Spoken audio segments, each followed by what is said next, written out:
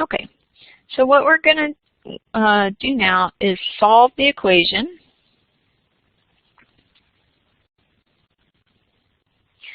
Sine 3x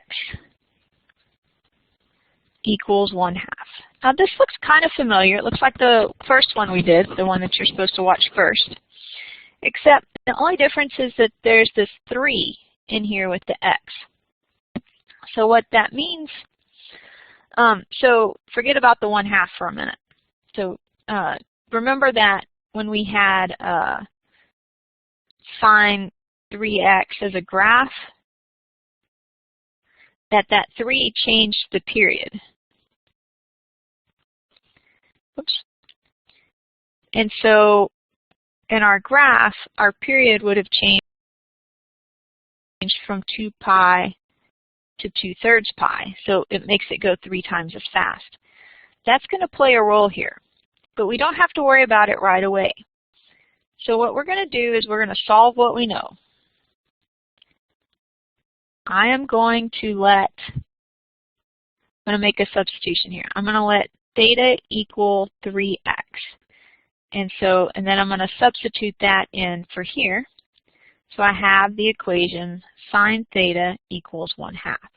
Well, from the first video, we know that theta has the general solution pi over 6 plus 2 pi n and 5 pi over 6 plus 2 pi n.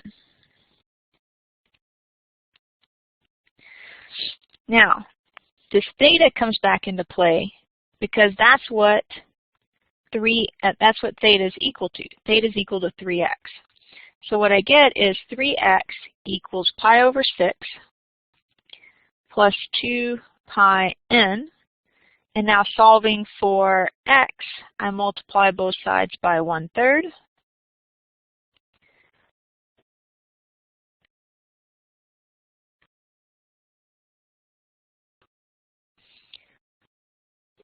And so over on the left side, the 3's cancel, and I get x equals, and then I distribute, that's very important, pi over 18 plus 2 pi n thirds, 2/3 pi n, or 2 pi n over 3.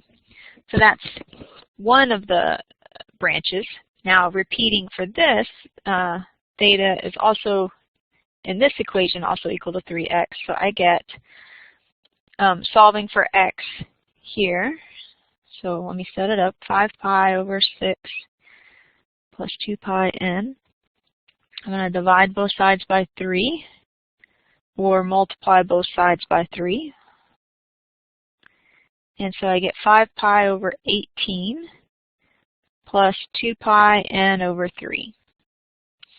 So writing my general solution, what I get is pi over 18 plus 2 pi n over 3, and I get 5 pi over 18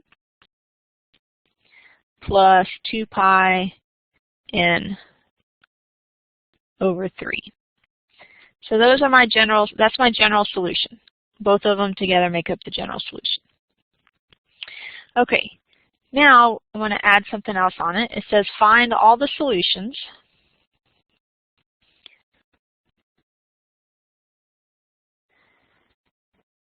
to the equation sine 3x equals 1/2 in the interval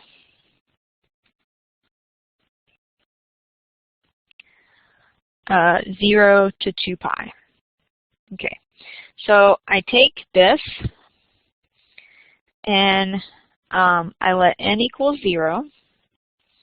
So I get pi over 18 plus 2 pi times 0 over 3, which is just pi over 18. Then I do the same thing for 5 pi over 18 plus 2 pi times 0 over 3. And so that's 0 giving me 5 pi over 18. Okay, then increase n, let n equals 1. get pi over 18 plus 2 pi times 1 over 3. And so that is going to be 6, 12, 13. Check. 13 pi over 18. And then we do 5 pi over 18 plus 2 pi times 1 over 3. And we again, let's see, so there's 12 plus 17 pi. You can use your calculators to do the fractions and just put a pi on the end. So 17 pi over 18. Let n equals 2. And we get pi over 18 plus 2 pi times 2 over 3. And so that's 4/3 plus 1/18. Let me get the calculator. Let's see how to use the calculator to do this. So, like I said, I'm not going to worry about the pi's.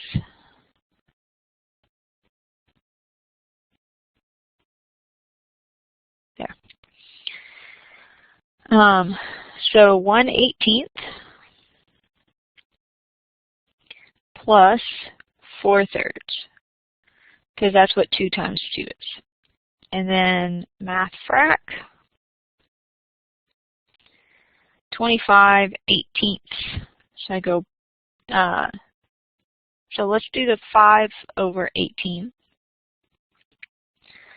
plus 4 over 3. So that's for the other branch. 29 over 18. Okay, we'll come back over here in just a second. So that was 25 pi over 18, 5 pi over 18 plus 2 pi times 2 over 3 gives us 29 pi over 18. Now if I do n equals 3, I get pi over 18 plus 2 pi times 3 over 3. And now what happens, the 3's cancel over here, and I get pi over 18 plus 2 pi. And my interval ends at 2 pi, so this is bigger than the right end of my interval, so I stop. These are too big. So now I can write down my solution. It's the 6 from the other page, pi over 18.